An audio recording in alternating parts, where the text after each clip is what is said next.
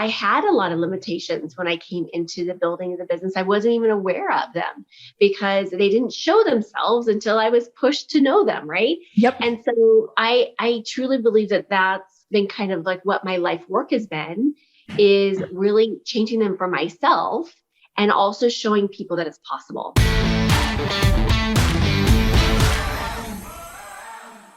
Well, hello, prosperity seekers, and welcome to another episode of the Prosperity Approach. I'm your host, Allyson Chavez, and I'm so stinking excited for what is in store for you today because I don't normally have guests on, but I loved speaking with this woman so much that I'm like, Teri, you have to come be on my podcast with me because I want my audience to know you. Before I unveil the deliciousness that is Teri, just want to give you a couple of quick reminders. If you're listening to the audio version of this episode, be sure that you're following this podcast on your favorite app. If you want to see what we're up to, get some more free resources and more direction on how to really have success without struggle, then head on over to AllysonChavez.com. You can join our free online experience there. We've got another workshop coming up here pretty darn soon. So get yourself registered for that and check out all of the other goodies and resources we have for you. All right. I have to brag on Teri for just a minute. Teri Karjala, and I pronounced your last name right, correct? Close enough. It's like my last name too. Tell me how you pronounce your last name. Karjala. Karjala. Karjala. You were close enough. I love it. It's so great. Up with Millers, Petersons, and Smith. So the fact that you cannot say it, I am absolutely like delighted in it. I'm like, okay, it's like something unique and different. So I'm like, that is so awesome. Well, let me tell everybody a little bit about you. Teri is a transformational life strategist. Do you love that? She's the founder of Creative Counseling Center and Talking with Teri. She's the best-selling author of Be the Magic of You, Tools to Transform Your Life, with a foreword written by Jack Canfield. She's a premier success coach with eWomen Network and a coach with Forbes. She's been featured in many television, podcasts, radio shows, including K-House. The thing that makes Teri so unique is that she's combined her counseling background with energy psychology and applied principles of quantum physics, which I love, which helps you transform people's lives by clearing the unconscious blocks that hold us back. So we are going to have a juicy conversation today. Now, Teri works primarily with female entrepreneurs. And so we're going to have this conversation around entrepreneurs today. It really fits with anything that you're trying to create in your life. So Teri, first, tell me, what are some of the biggest challenges you've seen that women entrepreneurs face? I think, well, first of all, Allyson, it is a delight to be here with you. Thank you so much. Like I just, I don't know if I told you this on the day that I had you on my show, but you got booked into my favorites. Love list favorites, and your name made the list. Oh yes, I love it when I make the list. That's right? Anyways, but just like some of my favorite people. So going into this conversation, and so over the decades of working with women, I just have found there's really, I think the biggest challenge that we have, and this kind of aligns with the work that you do as well, is our mindset. What are we speaking? Where are we spending our energy, our time, and our resources in creating the life that we desire? And so often we have gone through life based on previous programming, previous scripts, previous information that at some point served us. And I truly believe that everything that we've gone through up to this point have served us in some way, even as dysfunctional as it may seem or appear. Okay. I agree. Served us in a way in which served us in that moment. But what happens for many of us, and I'll speak for myself as well, is that what brought me here served me in that way. But where I'm going, that is not serving me. But so often what I've done and folks that I've worked with in the past is that we've tried to take that and bring it forward with us. And at some point, right here, I'm using my hands as I'm talking, at that point, it stops serving us. And it actually, this is where the problem, the challenge lies, is that we're trying to take in, our old version of us into our awesome new beginnings. And that's where the challenge, we rub up against that the challenge, and it shows up for us in the sense of self-sabotage or the imposter syndrome, or just, getting stuck in fear or overwhelm or self-doubt or uncertainty. And that's where it becomes a real problem for entrepreneurs, women in general, but, entrepreneurs as well, because it doesn't allow us to take and have our bigger impact that we could be having. Yeah. Yeah. Well, and here's the thing too, because I 100% agree with you on this, that those programs that we ran back in the day did serve us. But today is not that day. And not only do they not serve you anymore, they literally will block you from what it is that you are so diligently wanting to create. And it literally becomes a block. So it's a big problem. It is a big problem. And I think that once we become aware of it, we can shift it, right? And it's so profound in the sense that we have the power to shift it. Brain science is now confirming again and again that we can shift those old programs, and we have the capacity to do that, which is just so amazing. So, it gives hope to all that we can actually shift this and change this. Mm-hmm, mm-hmm. Tell us all a little bit about you. What was your biggest challenge that you had, which probably turned into your triumph in growing your own business? Again, it comes back to, I think it always comes back to us, right? Like we are overcoming piece, right? And I think when we make the choice to go into entrepreneurship, I don't think we necessarily know what we're signing up for, and that's a really good thing. Yes. Oh, 100% yes. So I think we don't realize that it is this parallel process that we're signing up for. So not only are we signing up for the business piece of it and building and growing that, but we're also signing up for simultaneously the personal development track, because every single thing that we've been running from, hiding from, avoiding will show up to us.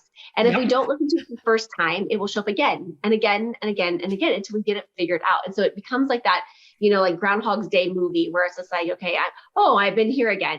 And then we have an opportunity to shift and change it. And so I think, to answer your question, I think that was me. I had a lot of limitations when I came into the building of the business. I wasn't even aware of them because they didn't show themselves until I was pushed to know them. Right. Yep. And so I truly believe that that's been kind of like what my life work has been, is really changing them for myself and also showing people that it's possible. One of the things that really blocked my ability to have impact was I was horrifically I don't even know if that's the strong enough word.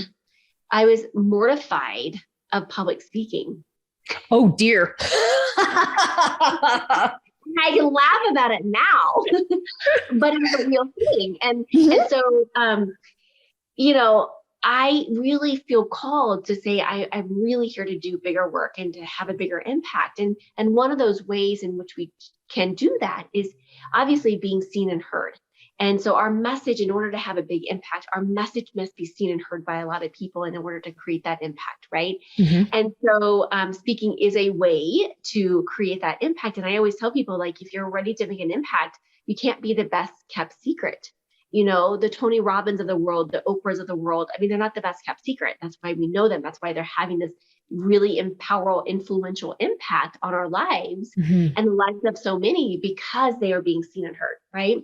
And so when you have this like debilitating fear of public speaking, but I think we go back to those experiences where, the things that we fear the most, the things that grow us the most, are those the things that we are willing to have the courage to face head on.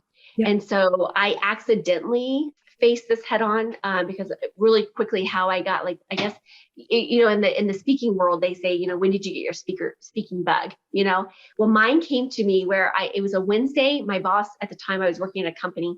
My boss came to me and said, hey, we need you to go and talk about this, topic to about 10 teachers on Friday. So it's Wednesday or Friday, so a couple days. And I said, okay, 10 minutes, quick talk, informal, sure. I said yes to that. Okay, that's what I said yes to. Let's be very clear of my boundaries, okay? The school loved it so much that on Thursday, they came back and said, you know what, we love it. Can she come and speak at this other school? Because we're doing an in-service with 100 people for an hour talk on a stage with a microphone. Now, I said yes to 10 people informal, not 100 people for an hour on a stage with a microphone.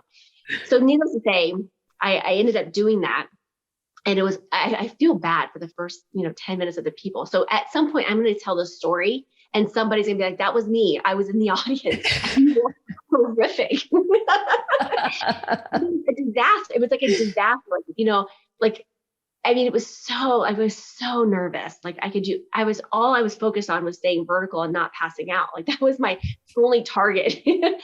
But by the end of that talk, I did an interactional experience. I got people involved. And by the end of that talk, I was like on high, like I was on the speaker high. And that's when I got the speaker bug. And I was like, oh my gosh, I'm signing up for a speaking, coaching the very next day. Cause I was like, this is what I want to do. This is what I got to do, And so I think that, again, that experience, although terrifying, and I wanted to pee myself. Okay. Yes. It allowed me to experience something. And I had enough courage and bravery to, know not what I didn't know at that time, but that really allowed me to step into a place of uncertainty and unknowingness. And that really allowed me to, continue to have this impact. And now, of course, I would like to say I became a speaker overnight, but there was some training and some practice. And now I can stand up and pretty much talk about anything, but that's not how it was, even 15 years ago, so. Yeah. And that really is like how it works. I mean, really, this is not the exception that proves the rule, but I think it is so beautiful that you faced it and you're like, all I want is to stay vertical and not soil myself. Like we set the bar so low. Right. Oh. And then you did it. And then look at all of this gorgeousness that came. And I think that especially for women, because some of these programs we run are these perfectionist programs. And it's like, I'm not even going to try it unless I can be perfect at it. And you've never tried it before. And so we hold ourselves back from these most amazing transformational experiences that they start off awkward because it's always awkward before it's elegant. But, you got through the first 10 minutes and then you found your groove and then you found your passion and what you like to talk about. And then you came alive. But most people I have found are just so into no, if it doesn't look this way, or if I can't knock it out of the park the first time, then I'm not even going to try. And that is heartbreaking to me. Like if you had never done that, Teri, I mean, how many thousands of people their lives would not have been able to be impacted by you? And we don't even have to talk about the thousands. We can talk about your own life. Yeah. How it would stay the same. And I think it just takes courage. I mean, I think you're absolutely right. I think if we're going to wait for it to be perfect, I can't even tell you, I think it's anything that we do in life, there is a place of learning and, we don't know until we start, and we might start it and say, this is not my cup of tea. And then we can have choice to say, no, I don't want to continue this. Mm-hmm. But, what if that nudge, the intuitive hit that we're getting is something that's in alignment and it's going to contribute to us. Like I don't think I've ever experienced a nudge where it didn't take me to something that eventually led me to something really amazing and cool in my life. And I was like, wow, just listening to those nudges and knowing that you're not going to have it perfect and figured out. Now, for the listeners that are listening in right now, I come from a overcoming perfectionistic. My hand is raised too. Perfectionistic anonymous, because I literally, and I found that just kept me from doing things. It blocked me from, saying yes. And I would be like, oh my gosh, I gotta. And so now, and a lot of times I'll say yes. And I'm like, oh heavens, I got to figure this out in 48 hours. I got to figure this out in 2 weeks. I got to figure this. Okay, here we go. But I will tell you, it has paid off so much. And yesterday I was being interviewed and someone had said, what's the best advice you've gotten? And the first thing that popped up to my head was, I met this guy. I was in a conference event, and we sat down at the table. He was sitting right next to me, and we basically said, "Hey, your name, where you're from." That was like our conversation, a little like, and then the event started. So that was like our conversation, like a minute conversation. I sit down and I'm a doodler. Like that's how I like help process information is like I kind of anchor in the message by my doodling. So I'm a self-taught doodler and I'm doodling away. And I have markers. Like I'm like fancy doodler. Okay. I'm not just like black ink or blue ink. I am like full on bringing up my Sibellos and I'm like on it. Right. So I'm in my zone, listening and concentrating and pulling in. Right. And the guy next to me who just introduced himself, he leans back and he goes, "You're a perfectionistic. You're a perfectionist, aren't you?" And I'm like, oh. And I was like, oh my gosh, at that moment, I was completely naked. I was like, oh my gosh, like all my vulnerabilities. Like, how did you know? Anyways, and it was great because I didn't respond back to him because I'm feeling naked now. And he's like, just go for 95%. And, that was spoken to me, over like 15 years ago. And it has stuck with me all this time. And it's been one of those like life lessons that I'm like, wow, just go for 95%. So because most of us high achieving, women, our 95% is better than most people's, 120%. Right. And so, so just, going for 95% has just given me the freedom. It's like, it's not going to be perfect. As long as it's not something that's going to harm somebody else, harm myself, it's like, okay, if I didn't, if it's not 100% spell check, I think spelling errors like that, those get caught. But like, if it's nothing that's like, I don't know, if there's something minor that's off or something, it's not going to be the end of the world, Yeah. The way that it was presented to me was don't get good, get done. Yeah. Just get done. Good will come. The point is not even being good. It's just getting done. I wrote a #1 best-selling book on don't get good, get done. Chapter by chapter, sentence by sentence. It was, all right, I'm just going to get something out here on the page and then we can craft from there. But I just wanted to get done. And that actually opened things up, just like your 95%. Like it just opened you up. And like, I felt this huge wave of relief come over me. Like, I can do that. I can get done and it can be crap, but I got done and then we'll make it good. Like it was the permission I needed at the time to play. My coach calls it playing in the playground of imperfect action. Yeah. And giving yourself permission to be human and to get it wrong and then to tweak as we go. It's so great, isn't it? It's so great. Okay. I want to go woo with you for a minute. I know you love woo. That's my favorite thing. I can go woo and I can play in that place, and not, I love bringing in the woo with business in a way that people can receive it. Yes. Because I don't know, like there's just like a really fun place that you can play with this and you can still play in both of these worlds. I agree. I agree. I think a lot of people use woo. And when I'm talking about woo, it's like energy. It's like universal law. It's like the ethereal. We're going to go into the feminine and all of that. But these are actually tools of creation. And I think a lot of people, if they go woo, it's kind of escapism a little bit. So they start playing with the fairies and the rainbows and the unicorns, which is a lot of fun to do. Don't get me wrong, but it certainly doesn't get business done. Not unless you use them in a practical way, which is what allows you to be playful and experimental, allows you to make those mistakes and to try things and to go into the unknown and still be certain even within the uncertainty of it all. So I want to talk about alignment for just a minute. Why we're gonna like ease people in. Although, I mean, my audience knows I'm totally woo. Your audience knows you're woo. This is not gonna be a shocking conversation to anybody. But why is being in alignment critical to the growth of your business? It's not even important. It's critical. And what does it mean? And what does it look like to be in alignment to your business? Yeah. The way I see alignment is being in alignment with mind, body, soul, spirit, like just being in alignment with the energy. What I have found when we are out of alignment, those are the challenges, the barriers, the block, the energy that's not supporting us. Right.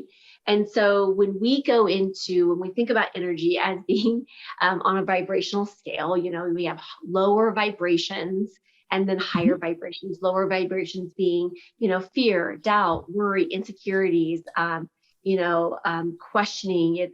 It's procrastination. It's anytime we go into those states, we start to create in that realm, right? And then there's obviously the higher vibrations, which is, joy, contentment, excitement. And if we are living our in our purpose and in our passion, it's hard not to experience those higher vibrations because it's such an alignment with who we're being and who we're being called to play in and where we're playing into.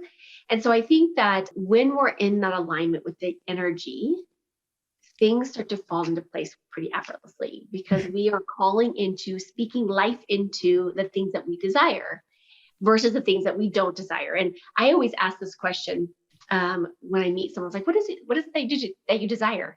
And, majority of the time, like 95% of the time, people will tell me what they don't want. Me too. And it's amazing to me to think about, like, I just asked you what it is that you do desire. And then you just gave me a list of all the things. And so we put our time and energy into that. And then we question and wonder, why are we not further along? Why are we not, creating the life that we love?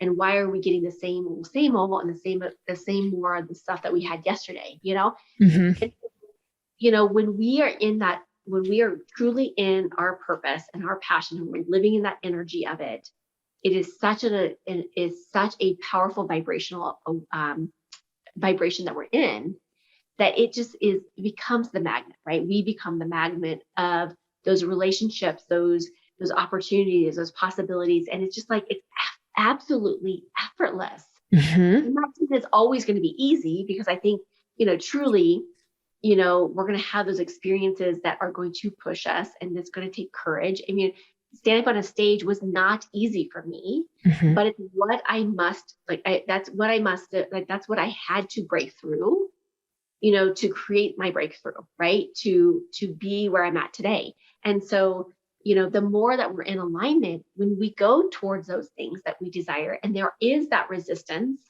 we have more, we have our own personal power that is taking us to break through, those barriers, these blocks that are taking us to the next level and the next level and the next level. Because I do believe that, growth and expansion is, evolutionary. Like we are always, as a human being, we are meant to evolve. We are not meant to stay the same. And so, when we look at, our evolution and process, who you were, Allyson, 6 months ago is not who you are going to be, right? Who you were 3 years ago is not who you be. And, for your audience, who they are right now is not who they were a year ago, right? And so, we're always evolving and growing and expanding. And, the more that we can stay in that place of alignment, it just becomes easier. It does. So when we are being faced with things like out of the blue, a pandemic, we can navigate that without being completely, taken off course, right? Or going through depression for 5 years. We can be like, okay, all right, fun, and okay, how do I pivot? How do I navigate this and come out even stronger? Yeah. And I really love that you said it feels effortless. Not that it's always going to be easy, but you can still experience ease within the growth part of it. It's like, and I just, instead of being like, holy cow, this thing is so hard for me, because I used to say that all the time. And now it's just like, oh, I'm in a learning curve.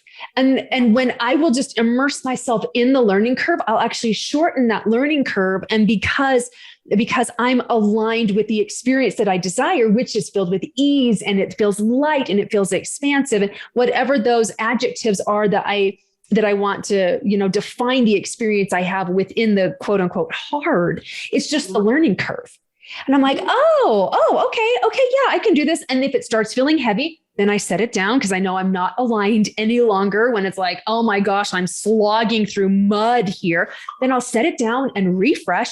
And then I can come back and look at it with fresh eyes again. And then I get downloads and I get insights and I focus on those things. Like it's amazing. And then suddenly it's not that it's not work, but it doesn't feel like it's this continual efforting yourself into the ground. And it does feel effortless. It's not that force energy, right? It's not the force to push the masculine energy. Yeah. It's not that. The allowing, receiving, in the flow. Flowing. Very different energy to be in and play in. And I'll tell you that was a really hard learning curve for me when I was on, I talk about like the student path and the master path, right? We're always bumping back and forth between those. Oh yeah.